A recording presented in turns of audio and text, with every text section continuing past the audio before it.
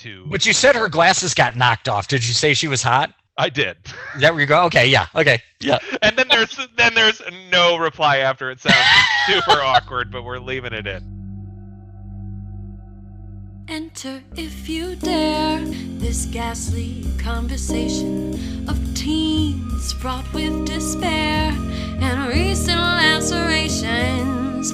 Final girl, chase after her, don't let her get away. But first, the Slumber Podcast Massacre with TNA. Welcome to Slumber Podcast Massacre with TNA. That's Tim. That's Andy. And this is a podcast about horror. Every week, Tim and I, we're going to get together. We're going to talk about a different film in the horror genre. You know, any film from the well-known classics down to the rare gem at the back of your video store shelf before they're all closed forever. This week, Tim and I are going to be talking about, I didn't write the year down, Tim, 1987, I believe, 1987 film, Prince of Darkness. Tim, let me ask you something. You ever think time travel is going to be a thing? Well, I know people want it to be. I know that if ever there would be a year that would inspire someone to escape time and space, this would be it. So maybe the movement has a little bit of a fire underneath it now. Well, I know that I hope that it is. I know that there are some things to consider when traveling time that are important. Sure. But I'll tell some you, rules.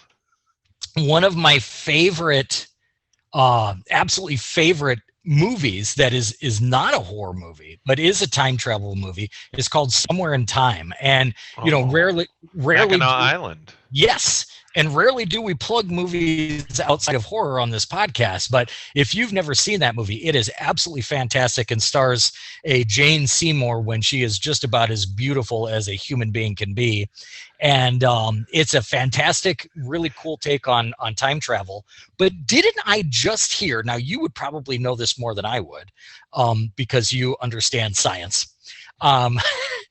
Did I just hear something recently that said that some of the cautions about time travel have now been sort of dispelled? That now, like on a, I don't think it was a subatomic level, but that in general, the idea of time travel wouldn't be as difficult. Oh, it was something to the effect of if you traveled back in time, the things that would need to happen in order for this reality to stay on track would just sort of naturally take care of themselves. Gotcha. Yeah. Like you technically can't alter it. It's just happening anyway. Something like that. I don't know. I didn't read anything about that. But that is one of the conundrums that we come into with time travel, isn't it? Like, can I change the future? What happens to the future that I know happens after I change it? And what are the consequences that led me to be able to change that? And what does that affect? Time travel's crazy, Tim. And the only reason I ask is because it's a very, very, very, very small piece of this film that covers so many things. I feel a lot of things covered in John Carpenter's Prince of Darkness, written, directed, and of course scored by John Carpenter. They had a $3 million budget. They ended up making $14 million. You've got this is a nice John Carpenter's greatest hits. You got Donald Pleasance in it, Victor Wong, the other guy from Big Trouble in Little China. Dennis Dunn, I believe. Yeah. Yes. And then who's the other guy who came in on this? Peter Jason. They ended up doing a lot of, this was a pre-greatest hits. He ended up doing a lot of stuff with him after this. Yeah, and very, very much an ensemble cast. You're right. I mean, we that term is thrown around a lot, but when you're packing 13 scientists or however much it is into one movie, you're definitely building an ensemble cast. Yeah. Oh, and I should mention Lisa Blunt. Let's at least get one female name in there. Yeah. And Alice Cooper, this was one of those weird it's like a crossover film, right? It was like, hey, because I think it was John Carpenter met him at, I can't remember where it was now. I read he met at WrestleMania. John Carpenter meets Alice Cooper at WrestleMania, and Alice Cooper's like, I'd love to do a horror movie, and everyone was shocked to hear that. Alice Cooper, right. Horror, what? Well, and if there are some Alice Cooper devotees out there, and I love him. I think he's fantastic. But there are people that know that basically worship at the altar of Alice Cooper, and I don't know that much. But I do think, if I'm not mistaken, that like in high school and stuff, he was like mainly like a drama kid. Like he was like president of the drama club and everything. Oh, sure. So always had an interest in theatrics, and it was actually. It might have just been a nice coincidence if they met at WrestleMania. I like that story better anyway because it just sounds cool. But it was. Difference? Did I read the wrong story? No. You're right. Okay. I think you're right. But it's also bound by the fact that one of the executive producers on the movie was Alice Cooper's manager at the time. Oh, okay. So there's connections all over the place. But you know what? It is a weird thing where this is one of those weird examples where somebody of maybe a little bit more crossover popularity value is suddenly thrust into the ad campaign for a much bigger role than they have in the film, to the point where like Alice Cooper's face is huge on some of the movie boxes for this, and he's like, he doesn't speak in it. No. Like, I mean, he's interesting in it. He's interesting to look at. He has an interesting presence, but yeah, he definitely. I mean, it's also because of the way he's like framed and filmed, but he definitely stands out. Like they're like, he doesn't look as homeless as the other homeless people. Right. Not that he doesn't have an odd look already, you know. But it's like in that when we covered the movie Trick or Treat, you know, you've got Gene Simmons and Ozzy Osbourne in it, and suddenly apparently they're the fucking stars of the thing. Like if you just looked at the ad campaign, right? But they're the two most like throwaway parts of the movie. right. But yeah, a very large cast and a film that came together for all intents and purposes pretty easily, because John Carpenter, despite the success of Halloween in the late 70s, apparently, at least from a financial standpoint, hit the skids in the early 80s and had some disappointing box office return. And I think even more importantly than that, he was kind of fed up with some studio meddling. So he decided to set out and make this one on his own, so to speak, with in conjunction with Alive Films, which was basically like an art house independent film company who went on to make a lot of genre and horror movies. But he had a 3-picture deal with them, and the deals were pretty simple. It's like, we'll give you, John Carpenter, a modest budget of $3 million per movie, and you get to make that, your 3 movies of your choice. Right. And so this was one of those, and it also kind of holds the spot of being the second movie in his quote-unquote apocalypse trilogy, which starts with The Thing, and then we get Prince of Darkness, and it finishes off with In the Mouth of Madness, which that movie just absolutely fucking creeps me out. Yeah. Which, dude, I think from our last episode, I had these two movies confused. And then when I was looking at In the Mouth of Madness, that movie came out in 94. Like, I remember that being not 94. Like, I thought that was an 80s movie as well. That blew me away. Yeah. I don't know. I just thought that was a lot older than it was. See, I thought it was In the Mouth of Madness is 94. Yeah. Right? See, it seems late, right? I thought it was more like 2000. So I guess it's kind of perfect, right? Where it is. Yeah. All right. Yeah, I think that was in retroactive. Like, there's no way he had this idea of a trilogy, right? Like, oh yeah, I'm sure that he kind of looks at it that way. But and plus he's always that guy loves siege. Like, he loves siege films, or the idea of people being not necessarily possession films, like it just in a religious context, but but also just the idea of a power or an entity taking over control of someone, beyond their consent. So he's big into that. And this, obviously The Thing, that's basically the entire movie is people being taken over. And then you've got that, possession happening in this film, and all kinds of crazy stuff happening in the last one. So, and it's all kind of combined with these sort of end of the world themes. It kind of reminds me, it's sort of a prototype for Joss Whedon, because he's one of those guys too that likes to not just make a horror movie, but bring in like mythology and gods and monsters and ancient history and all this stuff. So it's sort of a prototype for all that.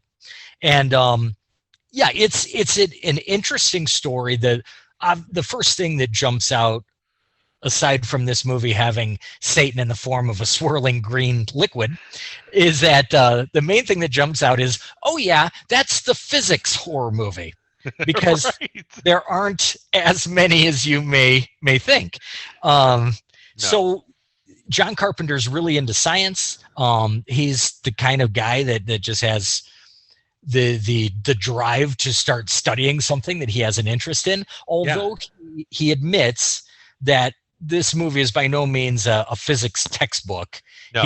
But there are parts in it where they talk about stuff, and I looked it up, and it's at least close enough or relevant enough within the context. When they're talking about tachyons, those are like theoretical particles that can travel faster than light and do have an effect on causality. So it's like, I mean, it's not like he's just making shit up. Right. I mean, and the great part is that I think he does a nice job of giving us just enough of the science talk to make us interested, to make us feel like we're smart. Like, oh, now I know about that thing. Like, that's pretty cool. Like, it's enough to be engaging. Even when I saw this when we were in middle school, like the concept of Schrodinger's cat, and if you don't see with the naked eye certain subatomic activity, that it doesn't actually exist unless you witness it. Right. Like, those were all concepts that we didn't fully understand, but it was interesting enough to where we latched onto it and it had our attention. Right. So he does a good job of that. One of the things that, of course, we'll get to later is that, and I don't know if I have the answer to this question, I'm going to ask it to you later, but does this movie pack in too much? And is the first half or even 3/4 of this movie essentially really, really good exposition? Because it's easy to think that it is. But before we do that, let's get to Nan Sum first, and then we'll jump into some of this movie. All right. Yeah. This is Nan Sum. I just jotted this down. I put no effort into this. A quantum physicist brings his group of graduate students to an old monastery to investigate a large cylinder filled with swirling green liquid. As they investigate, they begin to realize that substance itself is a harbinger of evil, and they must do everything they can before it can usher in an anti-god. Yes. And they do. That's the Nan. Or do they? That's Nan Sum. Yeah, and very well stated. And I put no effort into it.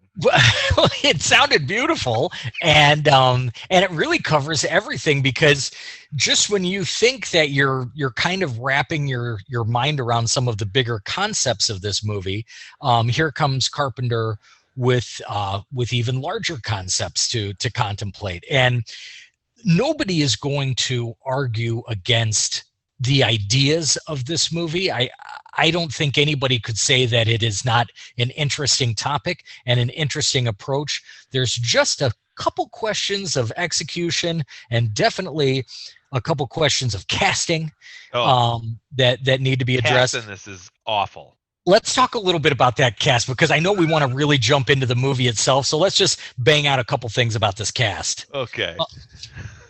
First, the good ones. You have Donald Pleasance, who's fine in it. Unfortunately, he just gets the role of priest. Like, the guy really gets no. He's just like giving Donald Pleasance a part in this movie, essentially. Well, I don't want to go off the rails here, but if I don't say it now, I love Donald Pleasance more than the next guy. Like, I really love him.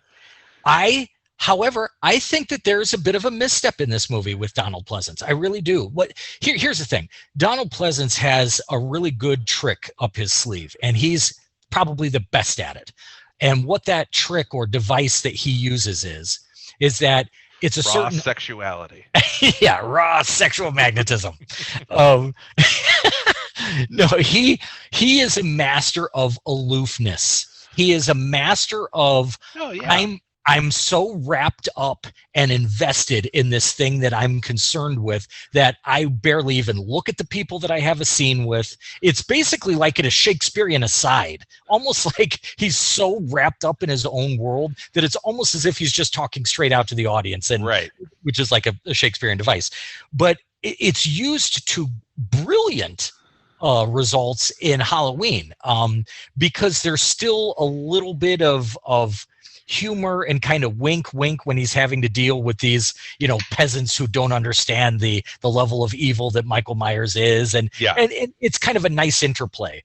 But I felt he's like on a different level than everyone else, but I feel like his aloofness in this movie is used to such an extreme that it actually kind of wastes some of what I know that he has to give. So I'm not saying he's not great. I'm not saying he's not compelling. He always is, but he's so far removed that I think it leaves a little vacancy in what could have been the fullness of that role.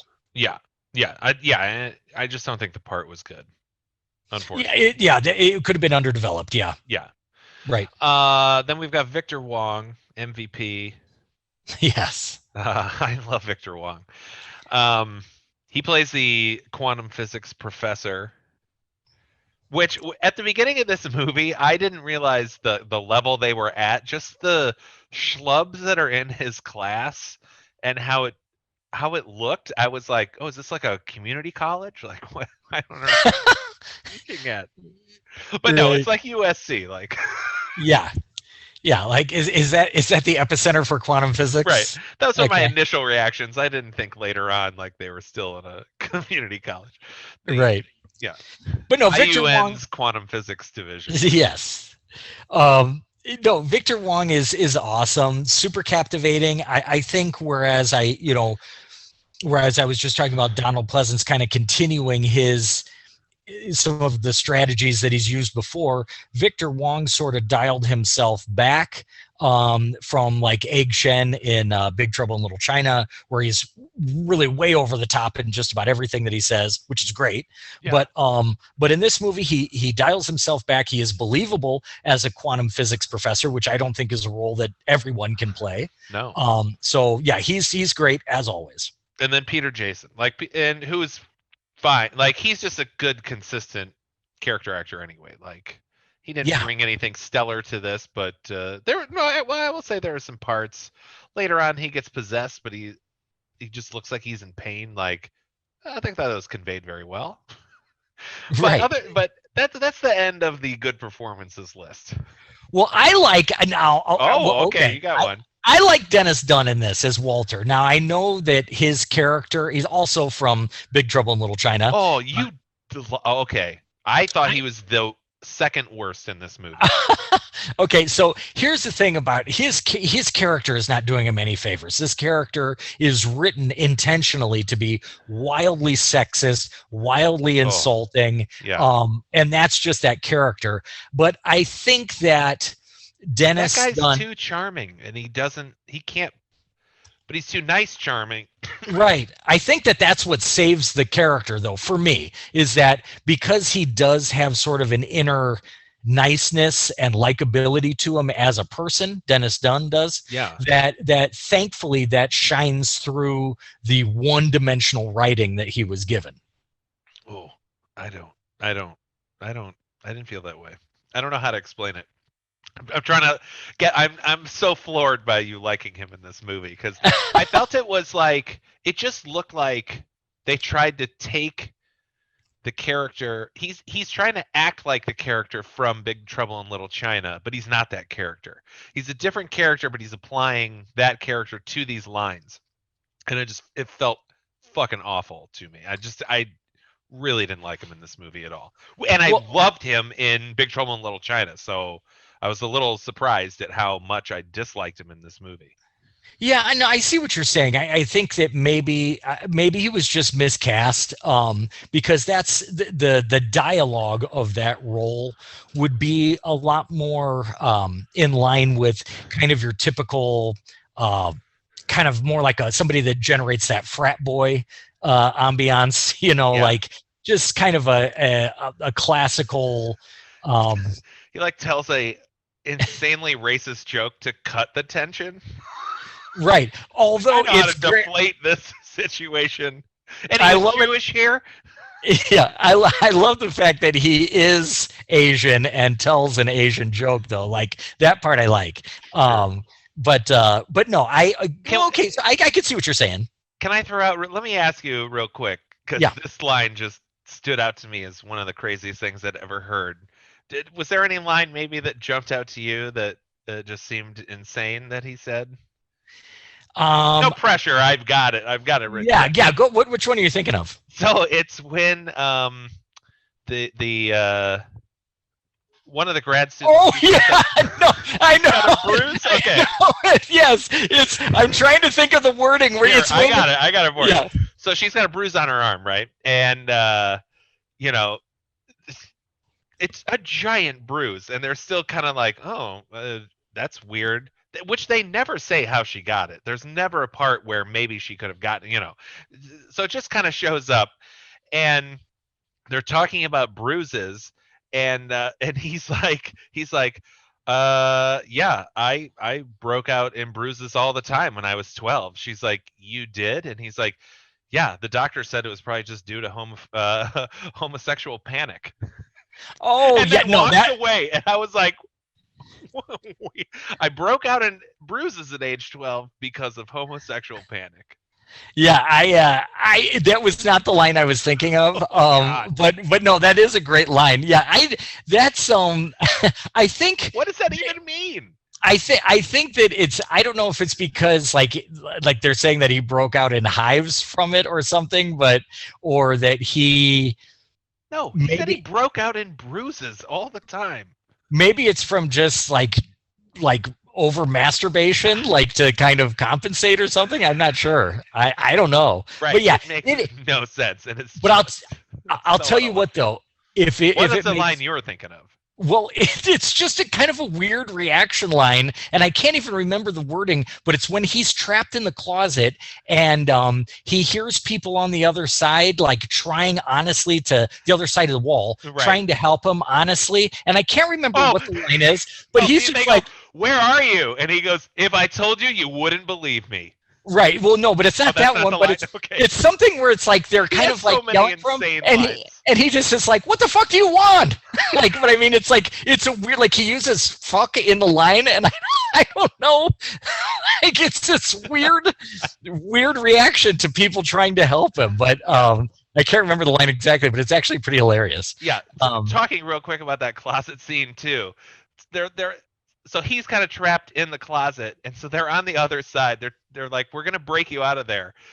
She starts like hacking at the wall with this board, and he goes, how long do you think it's gonna take? And she's like, a couple hours. And as soon as she says a couple hours, busts like a 1 foot diameter hole in that wall. Right.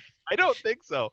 But then there's bricks and shit on the inside, and so now they're starting to like break into the closet to get to him, and he picks up this hammer and starts bashing at the wall to help. And I'm like, fuck, you haven't been helping this whole time? Like, right, yeah. Waiting for them to bust through this brick wall. Well, you know what? I'll tell you, that little section there is where the movie really kind of loses itself for about 10 minutes. Yeah. Because it's like we've been waiting for something big to happen, and then something big does happen, and then we're kind of back into a lull here for a few minutes while he's stuck there and everybody's kind of scattered in different rooms. So you're right. There's some weird... Yeah, there is like a moment during the climax where everyone's just kind of waiting. Right. Yeah. Like the most Right. the most harrowing thing they're doing is a 2-hour excavation of this wall. Like that. Yeah, it's almost as if they had to build a scene around the fact that like the lighting guys had to set up for like another shot, but they decided to film a scene while it's happening. It's weird, but Well, but yeah. So let's move on to the bad actors. Yes. Okay. Yeah. Fucking, oh my God! I mean, can we just get right into the guy? Oh my God! Are you talking about the blonde guy? Yes, yeah. Jameson Parker playing the character of Brian Marsh, just as interesting as it sounds. My note for this guy is the fuck with this guy. Right. Oh my God! Where to start? Well, let's start with the mustache. Ugh. His mustache is so dense and perfectly straight that when he smiles, it like splits in the middle. I guess that happens maybe for everybody. Wait. Are you talking about the lead guy? Yes. Oh, okay. No, I'm not talking about that guy. Oh yeah, no. I'm talking about there's another the other blonde guy with the mullet. Oh, who gets it in the parking lot.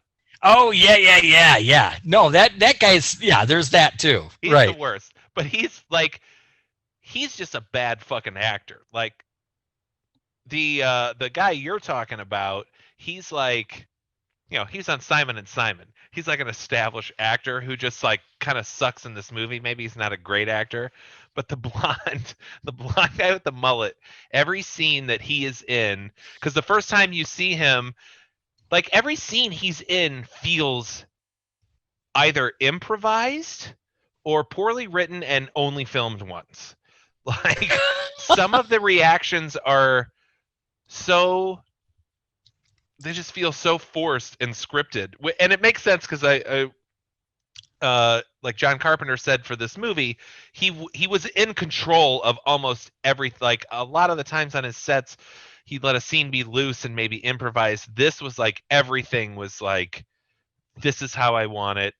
And it showed, but it also showed there was not a lot of creativity in the shots. It was, here's this shot. So with this blonde guy, I wish I remembered. I wish I wrote down his name. I don't know. There's just this whole interaction with him and one of the tech guys and another girl that he's apparently like in a relationship with or wants to be. It's just every scene he's in just fell so flat to me, and I didn't understand how this guy was in the movie.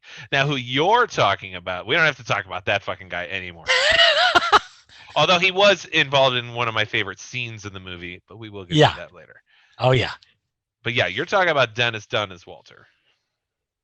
No, I'm talking about well, if or not Dennis Dunn. I'm sorry. It's Jameson Parker as Brian Marsh, our lead guy. The one, all you have to say is the one with the mustache. Yeah. That guy is essentially our romantic lead. He was in an 80s a television show called Simon and Simon, which I don't think I ever watched one frame like of. A detective show where they I think so. Yeah, I think so. Something like that. And he's our romantic lead. He's not overly attractive. He's got this weird, perfect mustache. He's not. It looks so fake. It looks like the best fake mustache ever made. Right. And it's kind of like those, God, what are those things you see in like craft places where it's made out of that really coarse straw? Like they make those crafts out of those, you know what I'm talking about? It's almost like bristles on a brush. I can't think of it, but whatever it is. But yeah, it's an awful mustache and it totally dates the entire movie. But worse than that, he has no charisma. And now I know somebody out there is saying, hey, we're talking about, quantum physics scientists here and grad students. They're not going to be like, a long, messy haired Johnny Depp with tattoos and a cigarette hanging out of their mouth looking cool. Like that's fine. That's fine. But guess what? You can have someone who conveys seriousness or intelligence and still have charisma. If you're telling a story, you can still make your character interesting. Right. Like, that's on you as the storyteller. I don't care about the realism. If you're not going to worry about the realism of the actual science you're talking about, I don't give a shit about the realism of what your grad students look like. Right. But even if you did want to make them more straight-laced, like, I'm thinking, this is a weird example, but I'm thinking back to like Colin Farrell in Minority Report. Like, he played a real button-down, straight-laced, like the cop that always gets his man guy, but yet Colin Farrell can light up a screen in anything you put him in. He's really engaging to watch. So yes, it is possible to have somebody look bookish or serious or intelligent and still be captivating. And this guy absolutely is not. And the only thing that makes it worse is that they put him into a romance that is so unnecessary and so quickly sped along with an actress and then forgotten about and completely abandoned. You're right. Once they get into the heart of the movie, the whole thing disappears. Yeah. And let's just say this: the actress who Lisa plays Blount. and her character's name is Catherine Danforth. She's a little bit better than he is. Yeah, I didn't hate her in this movie. She was great, but right. Again, I don't think people had a lot to do. Right, and they give her character some sort of like nondescript emotional fragility from the past, from a relationship or something that really it just comes across as too vague to even care about. Can we talk about their courtship for a minute? Because it's awful. Yes, because first off, when we're first introduced to Mustache, to Brian, he's like looking at her from across the campus, right? In this really creepy way. First time a guy with a mustache has ever looked creepy, I noticed. I'm like, this must be the moment. But and then he like runs into a class. I'm like, this guy's a student? Like, I thought he was a teacher for one thing. I'm like, okay, he's a student. He looks like he's 35 years old. Right. And he keeps just creeping on this girl. And finally they meet, and he's like, oh, hi, I'm Brian, blah, blah, blah. And she's like, oh, hi, I'm Catherine. And he's like, I know. Red flag right there. Stop. Right. When the person you're meeting and you introduce your name and he says, I know, and there's really no context in which you should, like, it's not like a friend of yours, like you have a mutual friend or something. Get out of there. Facebook hasn't been invented yet. Right. Yeah. Yeah. So already he's like so fucking super creepy and just thirsty as hell for her. And somehow he gets her into bed.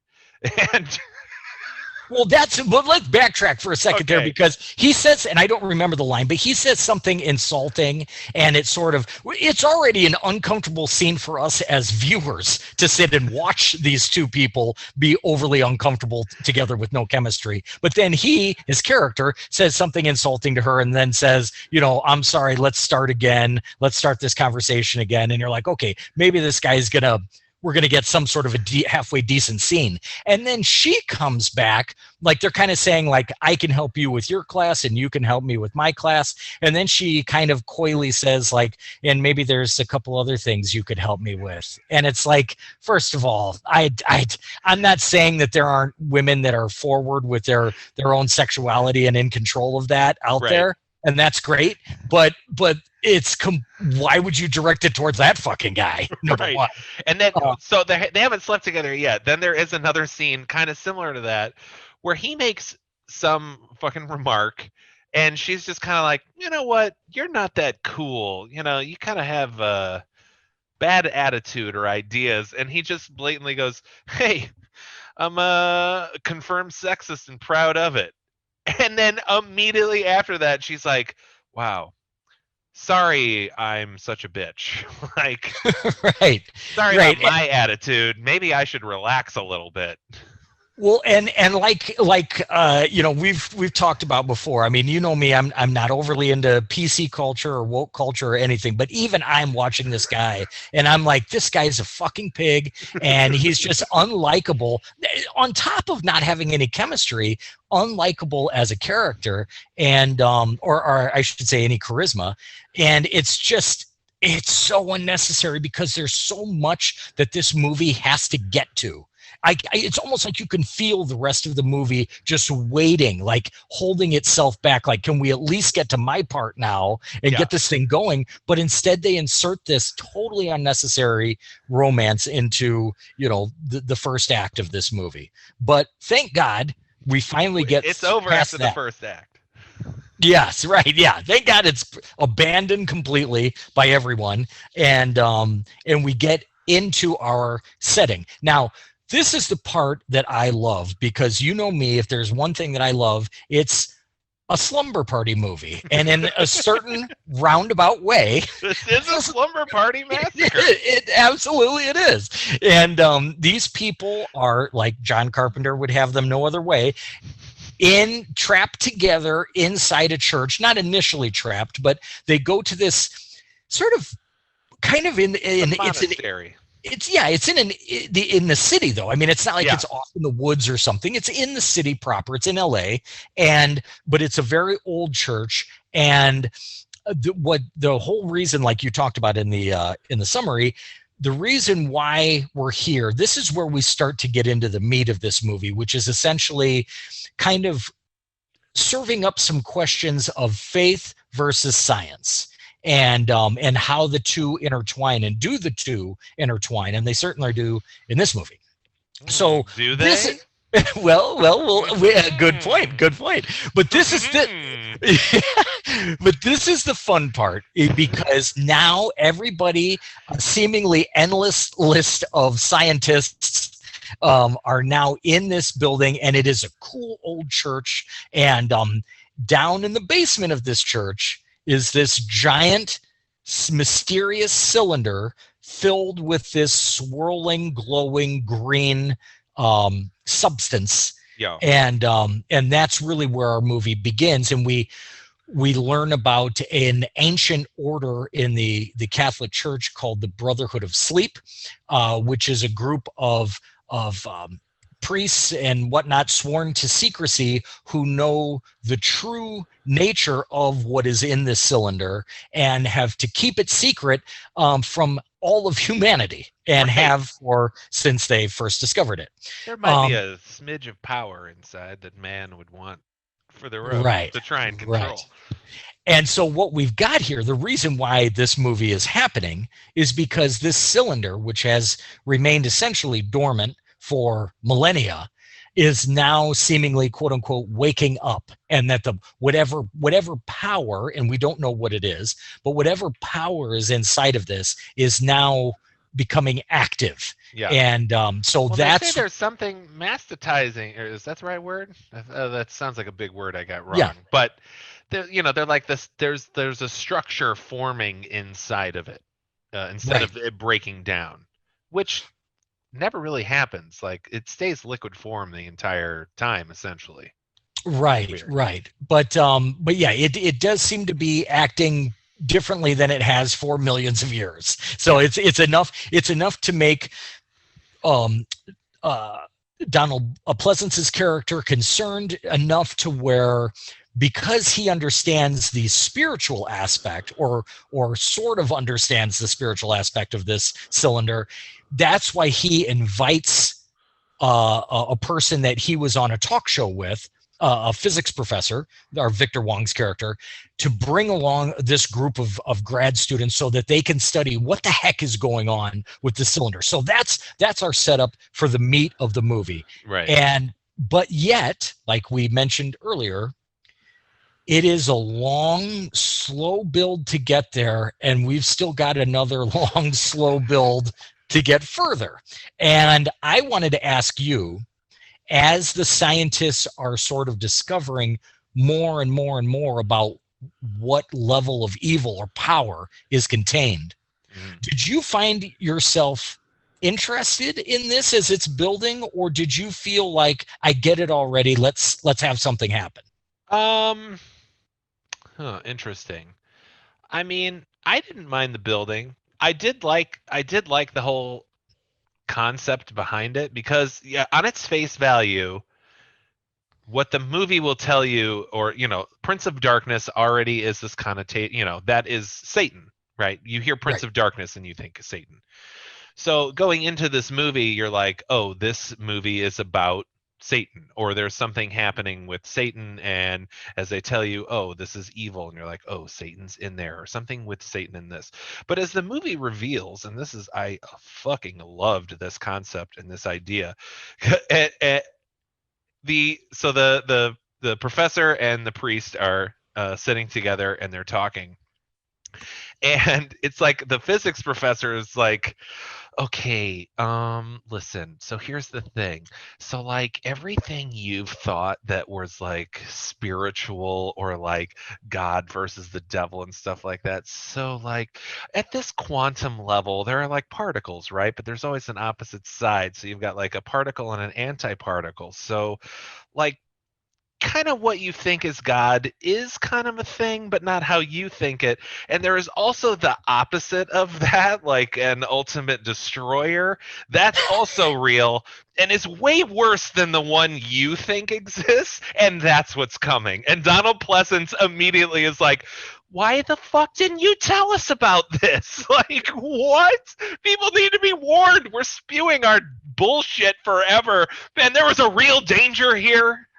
Right. Well, yeah, exactly. Yeah, that's what makes it so interesting is that you've already been served up the physics angle and the mystery of this canister. But then Carpenter, just like you said, he gives us this whole what has been a lie that the Catholic Church, and Donald Pleasance goes on to accept it and explain it, that we were selling a lie. We were selling a product. Basically, what he's saying is that this brotherhood of sleep, essentially these that are sworn to secrecy, know just how bad this cylinder is, or at least that it is very, very bad, to the point that they say, okay, let's make up a whole different mythology where instead of everybody being worried about this evil that we've got down in the basement, that instead, the evil is really in man, and man has to monitor themselves to make sure they behave properly to get to heaven. And basically it's like, pay no attention to the Satan cylinder behind the curtain. That the church basically created its own story about spiritual evil to cover up the idea that there was actually a substance evil that existed on earth. And then it gets really interesting because they say that Jesus was actually sort of this alien, kind of humanoid alien life form that was familiar with the anti-God and was trying to expose Satan for being, the bad person that he is, and to the point that they had to have him killed so that he didn't let the secret out. Right. So they take on this whole religious mythology too, which is very cool. But basically you're right. What makes the story so neat is that here we are worried about this green, undulating, swirling cylinder filled with Satan, but that he's not even the real bad guy. That the bad guy is his dad, who is the anti-God. They don't even have a word for him. He's just the very opposite of, like you said, he is destruction. He is the opposite of any sort of caring quality, good quality that you would have in a god. Yeah. He's the opposite. I will say his design is very devil. And so yes. I assume that is, whoever anciently knew about this, then that form is then attributed to the devil. Yeah, exactly. Yes. So it's not because I think when I was a kid and I saw this, I was like, I didn't get fucking any of that part, and it was just oh, it is the devil. Look at that hand. That's this cloven clawed hand coming out. You cannot be cloven and clawed at the same time. I'm sorry. Right. You know what I'm saying. Yes. Yes. I know what you mean. Muscular clawed hand. That's really all you see of the anti-god. But And I loved that I just loved seeing the priest just hit him like a truck of bricks. Like, right. Wait, what? Yeah, and kudos to him for just taking it so. I mean, I guess if you're religious in the first place, you have to take whatever you're told on faith. He should have seeked out some other, some evidence to confirm that guy's story. Just saying. Well, no, you're right. And the thing is, I wonder if it's maybe a purposeful ambiguity with that character in general, because he seems to be somewhere between the uninformed and the informed. So I don't know if maybe he's gotten enough bits and pieces through the years to where he's like, okay, yeah, that makes sense now. Like, yeah, I've heard a little bit about this, but now right. Now that you just come right out and say it, yeah, you're right. I didn't want to admit I was skeptical, but that's right. Matching up with everything. So now we move into this becoming oh crap, there's an evil thing in the cylinder, to now the cylinder is using these basically like squirt gun lines of water of the liquid that is seeping out of the canister. They talk about it already has kind of this influence of energy that's coming out, right? Like right. They say it's like influence and corruption, and that's affecting the homeless crowd. The homeless people just stand around this church staring at it, I would think that's weird right away. It takes them a long time to just be like, all right, right. This is unsettling, but especially if they look like Alice Cooper. The female homeless lady, I loved her. She was putting on a show. Well, and you know what? There is a hell of a scene that she has when she goes to stab one of the characters. It's the guy that you don't like. Yeah. When she stabs him, and this was fascinating to me. Oh. So there is a really this is what I was saying when I said this is one of my favorite shots in the movie. Right. And did you read about how they achieved that scene? I did. Yeah, that what you have, it ultimately looks like her sort of rushing toward him with this like one-arm scissor, like just ready to kill him. But it has a sort of. It looks like an anime. Yeah. That's when I saw it. Yes, you're right. Your foreground is moving forward very slowly, but the background is whizzing by real fast. So what they did was that they essentially had the actress standing still or barely moving with the clutching the implement for stabbing, and behind her they've got a truck going fast, and it has a facade of bricks on it, so that it looks like she's traveling through space, but it's really just what's behind her that's whipping past. Yeah. So you're right. Anime is the perfect way to describe it. It's exactly like when someone's running an anime, and it looks really weird. Yeah. But like when they're jumping through the air and the background is just streaks of lines. Yes. They're like just moving slowly across the screen. It's such a cool shot. Yeah, and very, I'm so glad that guy had. Let me remind you what that guy's last line is, all right? The last thing he essentially says, "This is caca." Yeah. Fuck that guy so hard. I hated him. And then he repeats it. Yeah. Yeah. Then he kind of repeats it like, I can't believe I just said caca.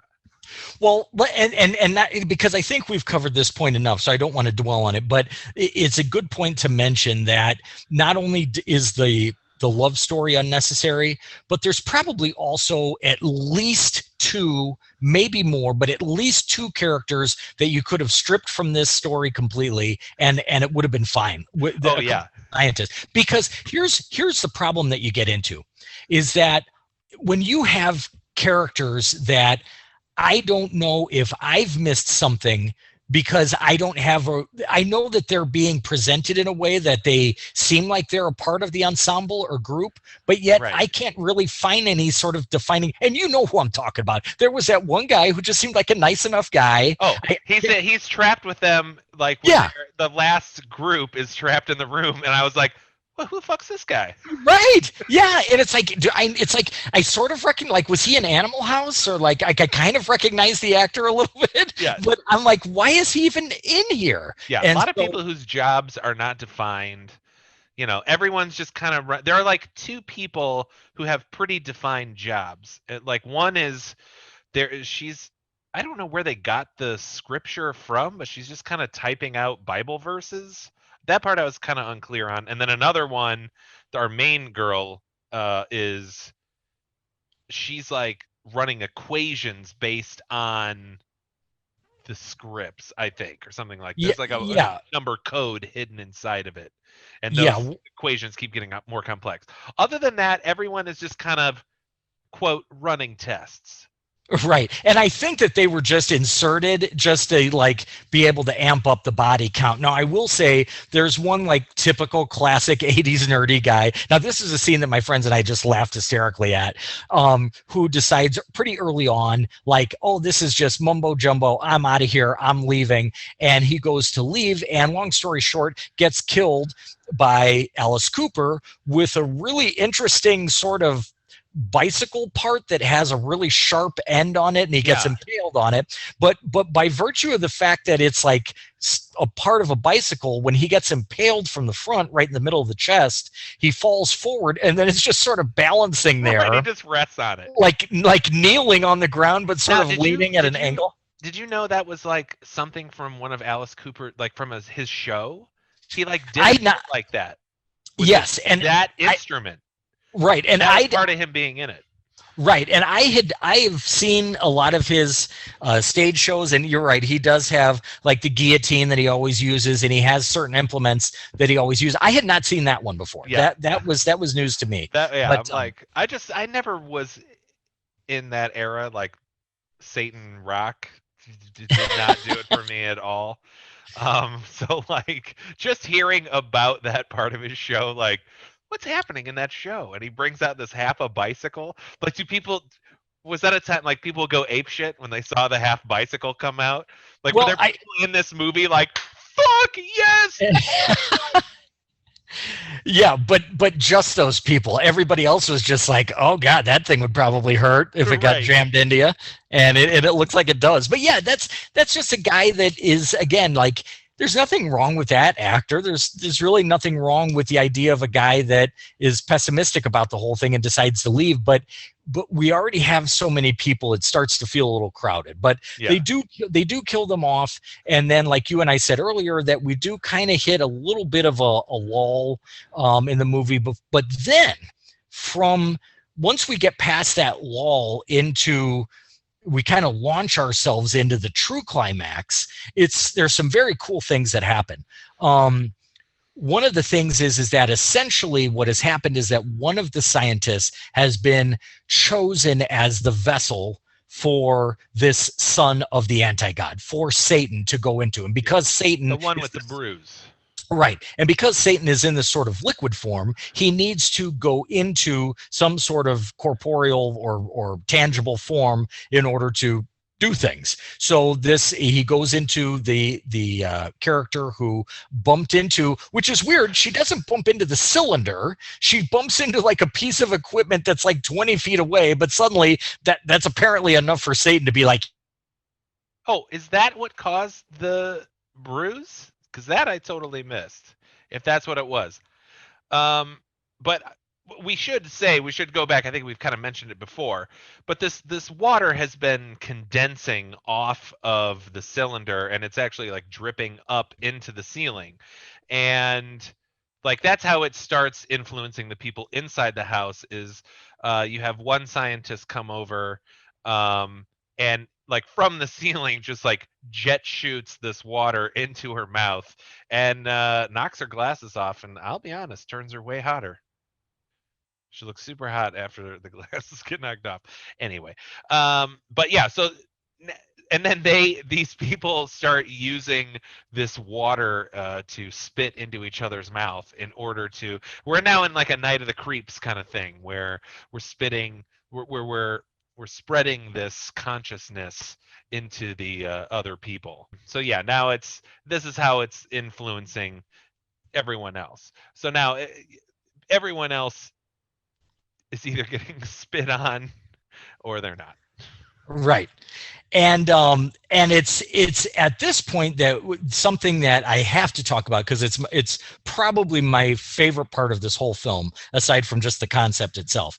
But we start to get introduced to the idea that everybody that is inside that church is having the same dream. Yes. Now, oh God, we haven't even got to the dream yet. Oh my God. yeah. Now it's given to us as an audience member the same way that it's given to the people that are experiencing the dream, which is just bits at first. We don't see the whole dream. We just see what appears to be some sort of message, and it's got kind of a garbled audio, and it's kind of an undistinct shot moving across, like showing us the front of the church, and it's trying to give us a message. Yeah. But you can hear the first thing you hear, because I wrote this down because I didn't realize it'd be repeating, and I was like, whoa, what the fuck was that? Because you just hear, and it's like this, there's a lot of modulation on it, and it sounds like a old radio broadcast, and it just says, you're receiving this broadcast as a dream. We are broadcasting to the year 19, and then they wake up. Right. But I was like, wait, broadcasting in a dream? What the fuck's happening right now? Right. So what's cool is that essentially what this is supposed to be is a message sent back from the future, from when the apocalypse happens. And it's a message sent back to these people so that they can try to figure out a way to stop it before it starts. And unfortunately, they're only getting bits of the information, so they ultimately, have trouble stopping it completely. Right.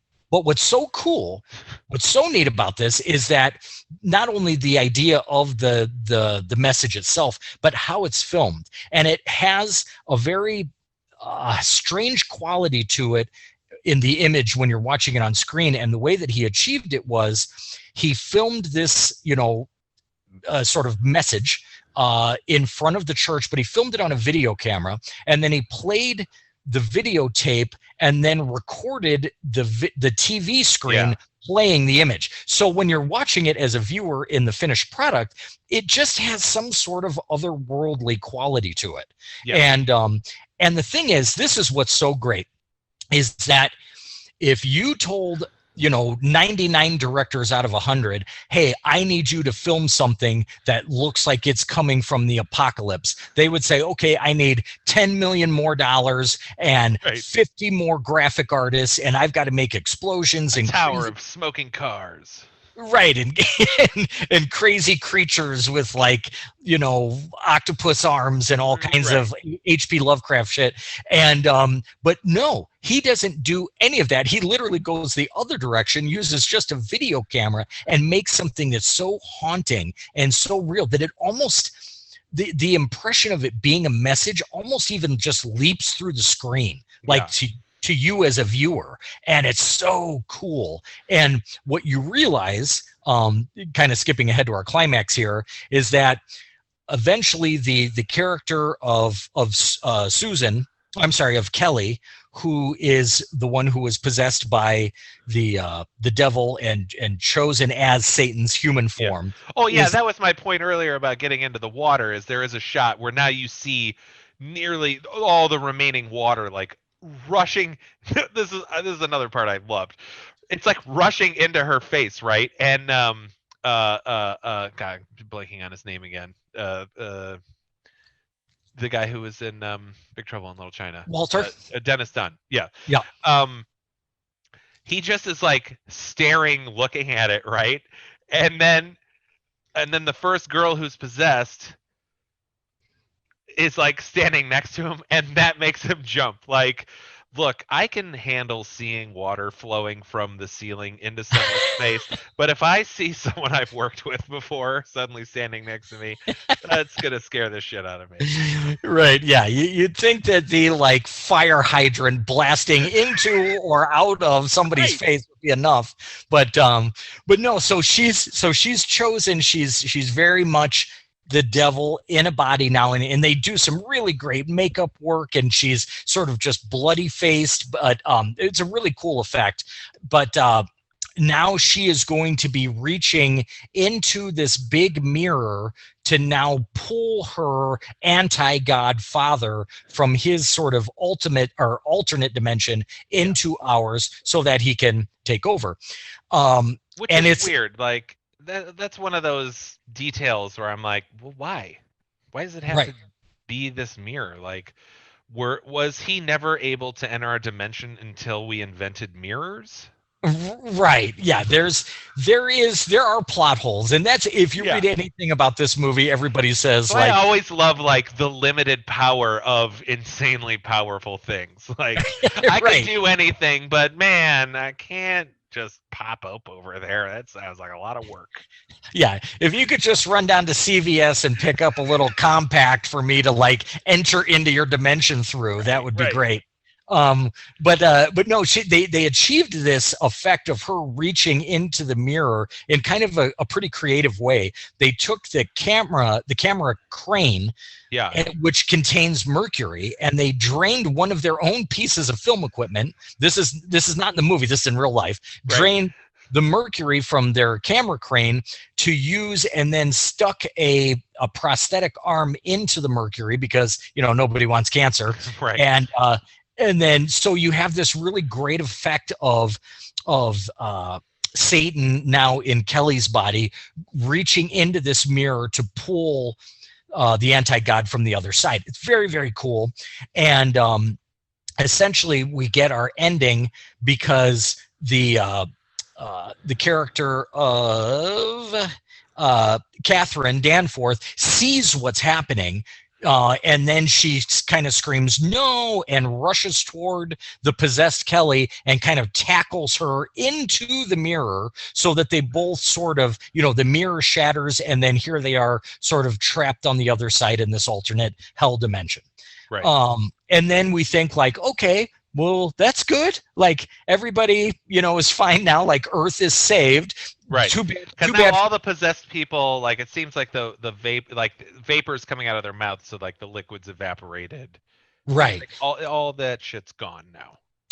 So things are, lives have been lost. In general, humanity has been saved, and that's all fine and good. And then we get to our final scene where our lead, romantic lead, if you want to call him that, Brian, is missing Catherine, and the strength of their love knows no bounds on this dimension or any other.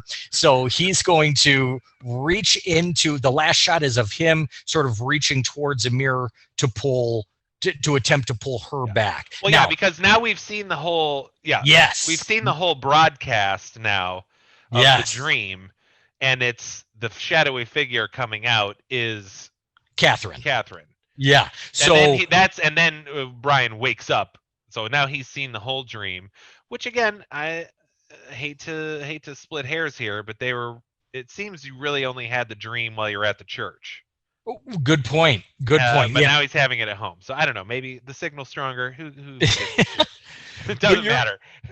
But you're right. So now, and this is another thing that doesn't make sense. It's like, so he finally sees the full transmission, and he is aware of the fact that because in any scene where we see the transmission previous to this, the figure standing at the front of the church that we are supposed to fear is just kind of a shadowy black figure, and we don't know really what it is. Now we see that it's Catherine. In the final transmission, when he's dreaming that, we see that it's her. So what does he do? He gets up to bring her back and manifest that destructive apocalyptic reality. Their love was too strong, Tim. You can't keep right. them apart. Right. And so that's the ending of our movie. And wait, let me jump back real quick before we wrap this up, because this is another point that I really, really liked, and I think it says a lot about religion versus science. Not even really religion versus science, but more religion in itself. Because there's a part where Donald Pleasance is kind of trapped in a bathroom with one of the people who's possessed, a guy who shows up where you go, oh, this guy's in this movie for his voice. Like, he has the best deep booming voice, but then he has this very creepy childlike giggle, this high-pitched giggle that he does. So he's standing there right in front of the mirror, giggling or whatever. He's already tried to kill himself, this guy, so his neck's all wrapped up. So Donald Pleasance is like trapped in the bathroom, and he's sitting there reading his Bible, right? Like, he's just reading his Bible while this guy's in there. And so then, then the final things occur. They all jump into the mirror, and Donald Pleasance takes an axe and he shatters the mirror, right?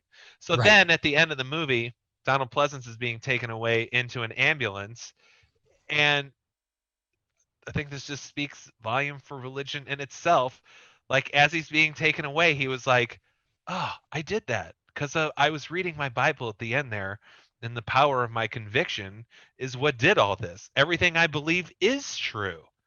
Like this is how it happened." And I was like, "You dumb fuck." Not at all. Yeah. But I think it just speaks volume to this. I have to believe what I believe is true. So I will find any way to make it true. Any narrative I will just force in. It's the proposition is that I was right at the beginning, and now how do I show that I was right? You're right, and I think that's you're exactly right, and it's a really perceptive thought, because what you think it's going to do is maybe somehow find that bridge between religious faith, and science, and all it does in that final scene is say, "No, never going to happen." Like we got close, we got real close, yeah. But no, they're still, you're going to believe what you need to believe to help you sleep at night, and that's, at the end of the day, that's how those people are going to stay, and scientific people will remain on the opposite view, and maybe that's fine, because I mean, who's going to ever convince anybody one way or the other? Exactly. But I will say, just as we wrap this up, what this movie reminded me of is that it's a strange analogy, but go with it.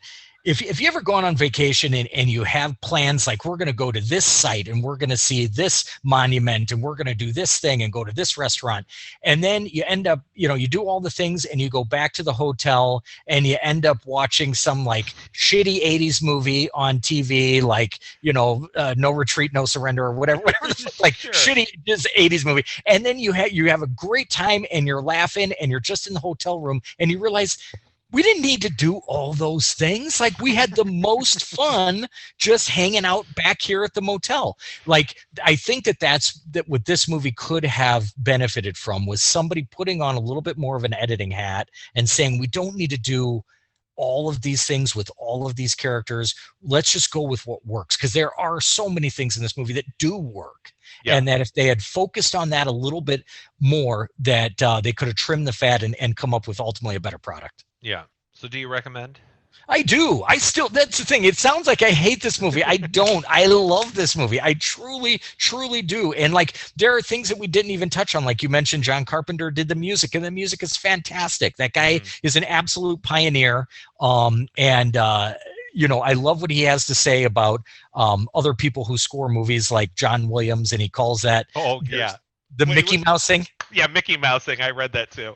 Yeah, it's just a real interesting quick point where, he is kind of like one of the innovators of using electronic music to like serve as this sort of base, like underlying basis for mood or, tension or whatnot, and really a pioneer in the electronic part.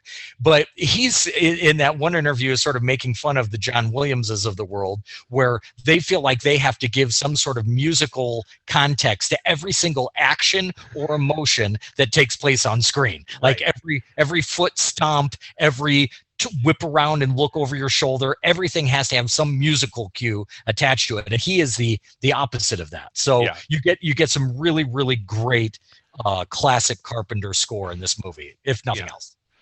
I'd say it's a slight not recommend, but if you like John Carpenter, I mean, check it out. It's fine. The performances are awful, but the concept was fun. But I don't know.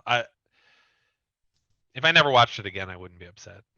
I'll tell you what. I'll leave you with this thought, that while I am normally foursquare against remakes, I think this could be a movie that could be done very well by a nice, earnest remake.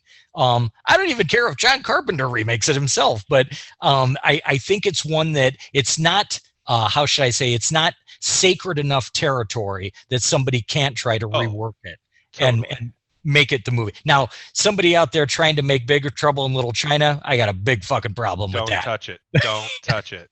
Right. Oh, okay. This is what I'm going to end on, and then we got to close it out, because I wanted to say this earlier about how bad our main character's relationship was. There's a spot after they've already had sex, right?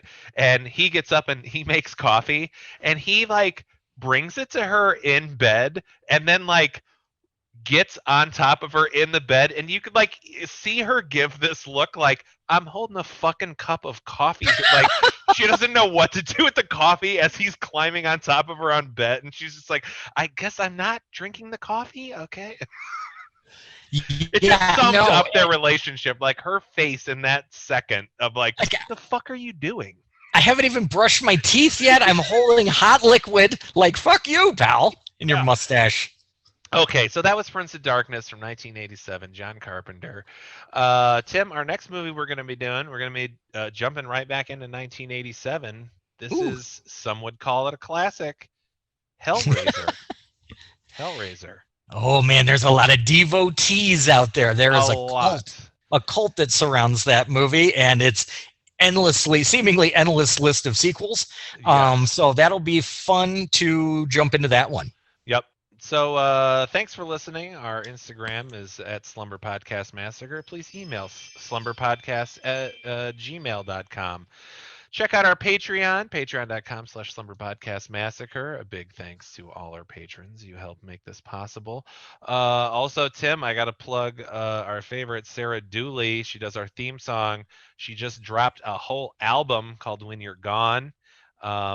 It's about breakups and romance, and it's good. I'm really proud of her. This is a really good album. So everyone please check it out. All right, Tim, do you got anything else to say about Prince of Darkness? Well, if anyone out there is suffering from homosexual panic, just don't worry about it. You are wonderful. You are beautiful. And anybody that would try and tell you different is just caca. Excellent advice. See you later, Timmy. Goodbye.